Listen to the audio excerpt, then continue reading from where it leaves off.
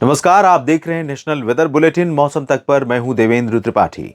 भारत में अगले 24 घंटों के दौरान यानी 19 जनवरी 2026 के दिन, जो कि सोमवार का दिन होगा, इस दिन पूरे भारत में मौसम कैसा रहेगा जानेंगे इस वीडियो में।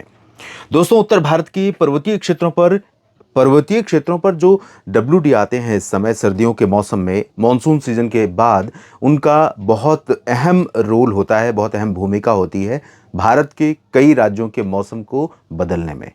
चाहे वो बरसात की बात हो या फिर पहाड़ों से आने वाली ठंडी हवाओं के कारण गिरते हुए तापमान के बीच cold wave, cold day condition हो या फिर कोहरा घना छाने की संभावनाएं हैं।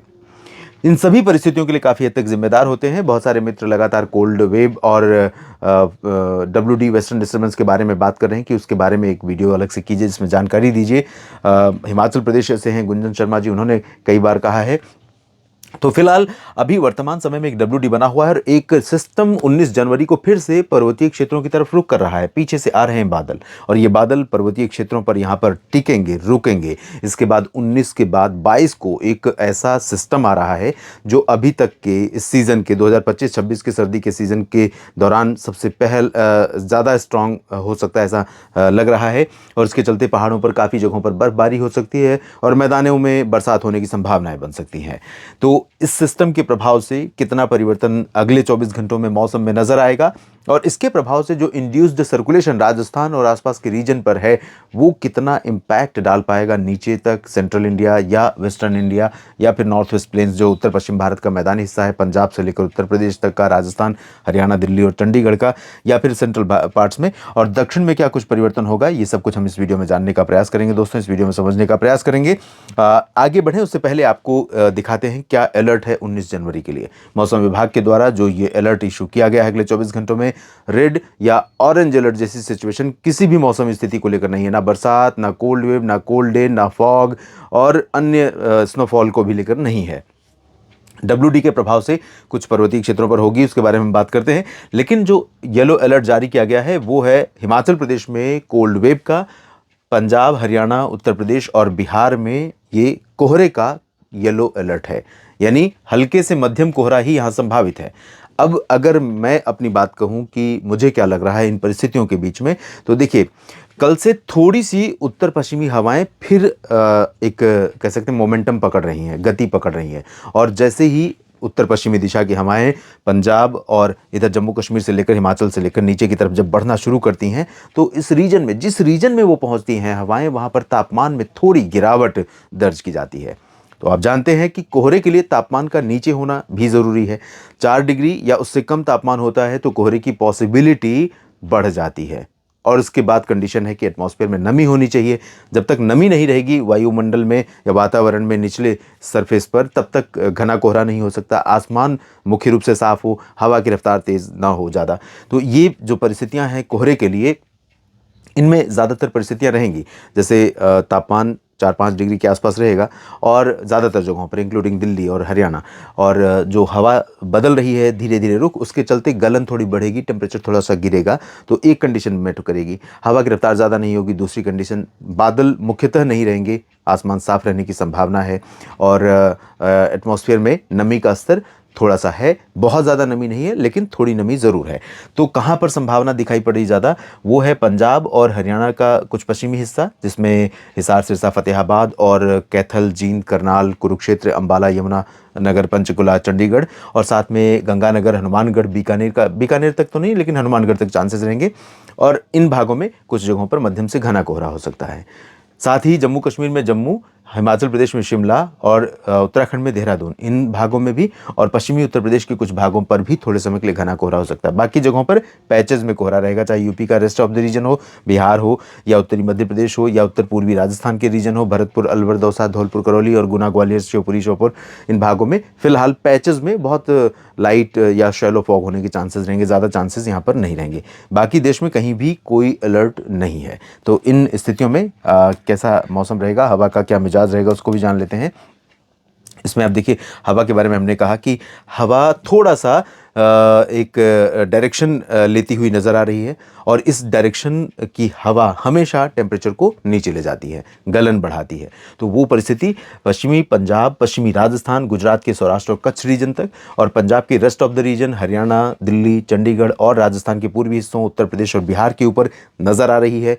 तेज़ नहीं है, डायरेक्शन बहुत क्लियर नहीं है और एरिया कवरेज बहुत ज़्यादा नहीं है, लेकिन इसके बावजूद जो ये परिवर्तन हो रहा है इतना भी काफ़ी रहेगा इन सभी क्षेत्रों में गलन को बढ़ाने में। कल आप देखेंगे आज की तुलना में गलन ज़्यादा रहेगी, दिल्ली हो या उत्तर भारत के मैदानी और पहाड़ी रीजन हो और दिन में हो या रात में हो, इस हवा के प्रभाव से।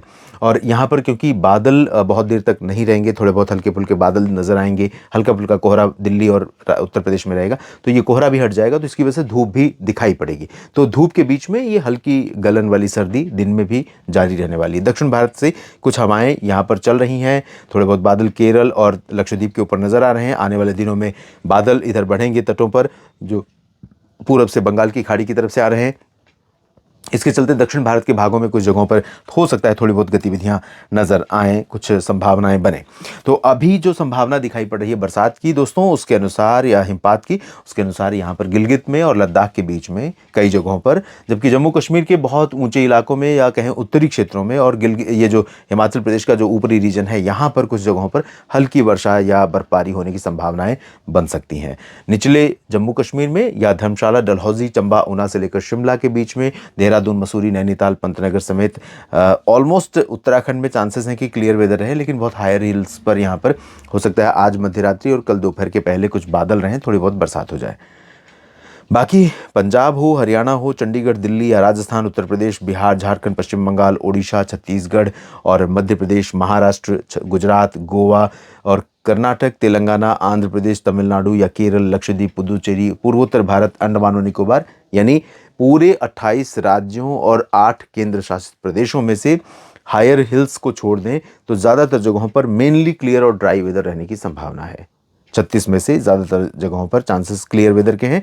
अंडमान और निकोबार द्वीप समूह के दक्षिणी भागों, केरल और लक्षद्वीप में हो सकता है कुछ जगहों पर बूंदाबांदी या हल्की वर्षा दर्ज की जाए, बाकी जगहों पर बरसात की संभावनाएं फिलहाल ना के बराबर हैं दोस्तों।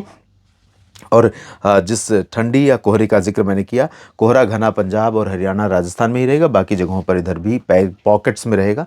बाकी ऐसा मौसम नहीं रहने वाला है, चाहे हम लखनऊ और वाराणसी की बात करें या फिर पटना, गया जी और भागलपुर की बात करें या रांची, दुमका, देवघर, डाल्टनगंज, कोलकाता, भुवनेश्वर, बारीपादा, कटकपुरी, पारादीप, केंदुझर, राउरकेला, भद्रक, मयूरभंज, भवानीपटना या अंबिकापुर, कोरिया, सरगुजा, पेंड्रा रोड से लेकर हम दक्षिण में जो बीजापुर, सुकमा, दंतेवाड़ा का क्षेत्र है छत्तीसगढ़ में, इसकी बात करें। इसी तरह से रीवा, सीधी, सिंगरौली, छतरपुर, खजुराहो, मैहर और मांडला, बालाघाट, कटनी, शहडोल, अनूपपुर, डिंडोरी और नरसिंहपुर, छिंदवाड़ा, बैतूल, भोपाल, सीहोर, विदिशा और टीकमगढ़, निवाड़ी, दतिया से लेकर ग्वालियर, गुना, शिवपुरी, श्योपुर और निवाड़ी, उज्जैन, इंदौर, देवास, नीमच, रतलाम, धार, मंदसौर, खंडवा, खरगोन, बुरहानपुर, अलीराजपुर, यहाँ पर भी क्लियर और ड्राई वेदर ही रहेगा।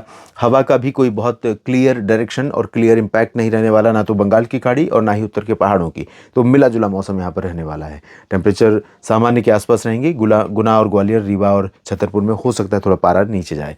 गुजरात में पश्चिमी क्षेत्रों में, सौराष्ट्र और कच्छ रीजन में तापमान थोड़ा गिरेगा और यहाँ पर जो उत्तरी क्षेत्र हैं, पाटन और साबरकांठा, यहाँ थोड़ा पारा गिर सकता है। बाकी साबरकांठा से लेकर इधर नीचे का अरवली, महिसागर, मोडासा, अहमदाबाद, गांधीनगर, वडोदरा, डांग, तापी, भरूच, सूरत, वलसाड़, नवसारी पूरा ड्राई वेदर रहेगा, क्लियर वेदर रहेगा। ड्राई तो पश्चिमी क्षेत्रों में भी रहेगा, लेकिन यहाँ तापमान थोड़ा गिर सकता है, इधर कोई परिवर्तन नहीं होगा। विदर्भ, मराठवाड़ा, मध्य महाराष्ट्र, कोंकण, गोवा और दक्षिण भारत में भी सभी जगहों पर साफ और शुष्क मौसम की संभावना या सामान्य मौसम की संभावना, जो सामान्य जीवन को प्रभावित न करने वाला हो, ऐसा मौसम रहने वाला है। इस नेशनल वेदर बुलेटिन में अभी के लिए इतना ही। आप बने रहिए लगातार मेरे साथ मौसम तक यूट्यूब चैनल और मौसम तक फेसबुक पेज पर। साथ ही आप मुझे फॉलो कर सकते हैं न्यूज़ मीडिया मंच यूट्यूब चैनल पर भी, जहां आपको साप्ताहिक मौसम पूर्वानुमान मिलते हैं, और फेसबुक पेज पर भी ये वीडियोज़ आपको मिलेंगे। ये वीडियो देखने के लिए आपका बहुत बहुत धन्यवाद। जानकारी ठीक लगे तो लाइक और शेयर करिएगा वीडियो को, और कमेंट में लिखिएगा अपनी बात इस वीडियो के बारे में, और साथ में अपने क्षेत्र के मौसम के बारे में दीजिएगा जानकारी, जो मेरे लिए होती काम की। एक बार फिर से आप सभी किसान साथियों का और सभी मित्रों का मेरे साथ जुड़ने के लिए बहुत बहुत शुक्रिया।